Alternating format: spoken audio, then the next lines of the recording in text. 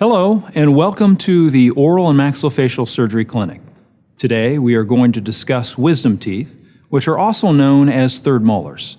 We will discuss the indications for the removal of wisdom teeth, or extractions, issues related to surgery, and what to expect after surgery. There are four main indications for the removal of wisdom teeth. In many cases, a patient has inadequate space within the jaws to accommodate their wisdom teeth. This lack of space is the same reason some people experience crowding of their teeth and require orthodontics or braces.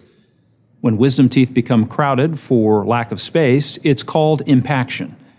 A wisdom tooth can be partially impacted, in which part of the tooth has room to erupt or stick out or poke into the mouth, or completely impacted, where there is no room for any degree of eruption and the wisdom tooth is hidden under the gums.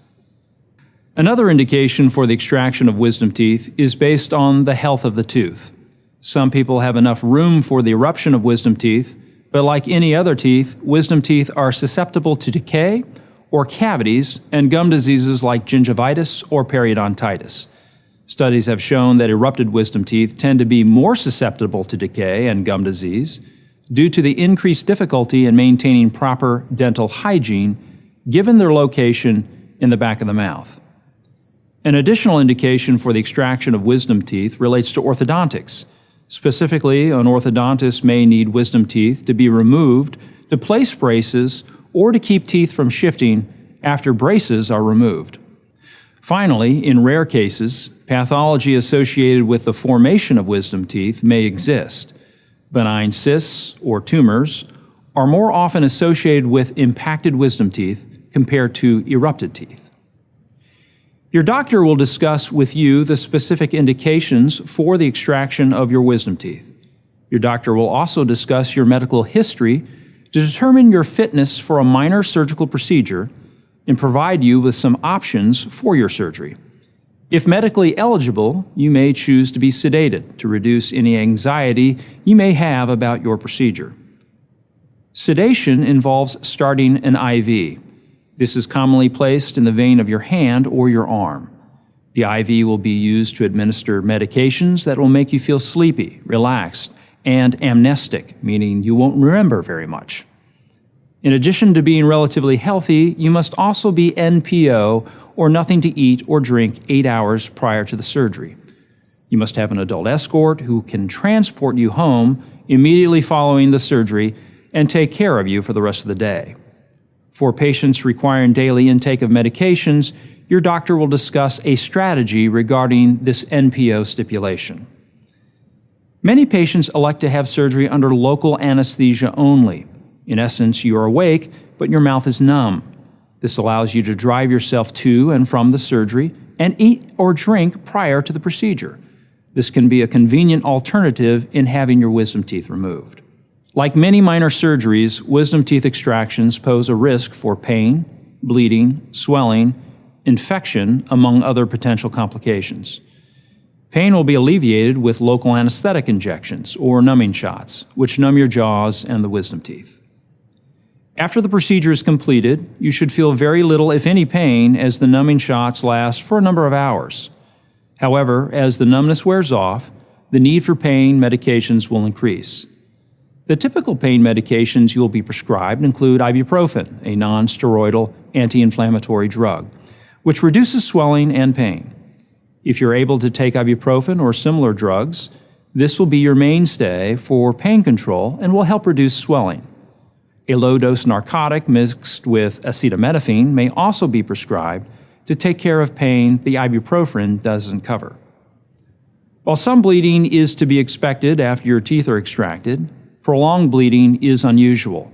Clinically, young men tend to bleed from the mandibular or lower jaw extractions a bit longer than young females, but biting on gauze for an hour generally stops the bleeding. Only in known cases of true bleeding, disorders, or dyscrasias will additional measures need to be planned. Swelling is common to any type of surgery, and patients vary as to the degree of swelling they may experience. It is important to know that post-surgical swelling peaks around 36 hours after a surgical procedure. You can minimize your swelling by applying a cold compress to the cheek over the area of the surgical site.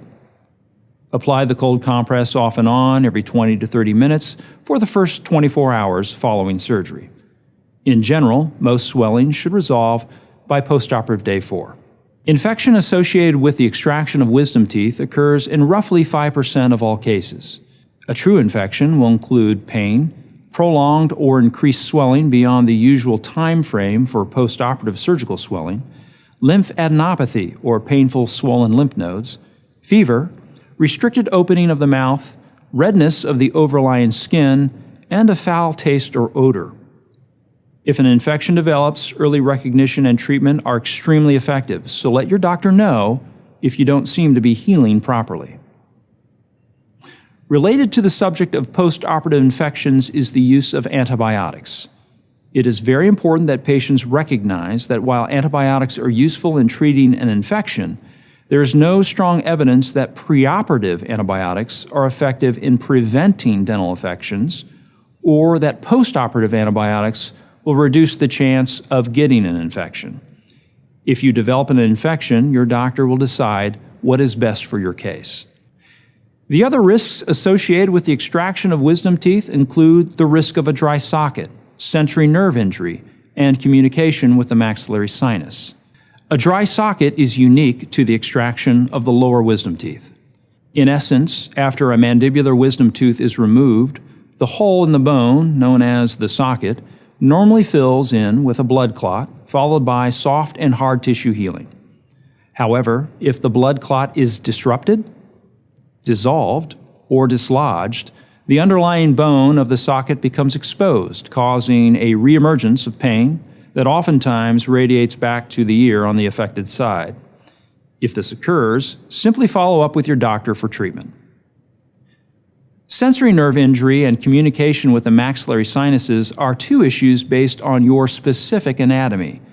Your doctor will review your x-rays and discuss whether or not you are at risk. After your surgery is completed, you should expect a brief recovery period in the clinic if you choose IV anesthesia. Once you are released, you are encouraged to begin your pain medications prior to the numbing shots wearing off. You are also encouraged to intake food like a milkshake or a smoothie, particularly if you haven't had anything to eat or drink for several hours. Sucking through a straw should be avoided. Eating will also help you with your medications, as taking pain medications on an empty stomach can lead to nausea.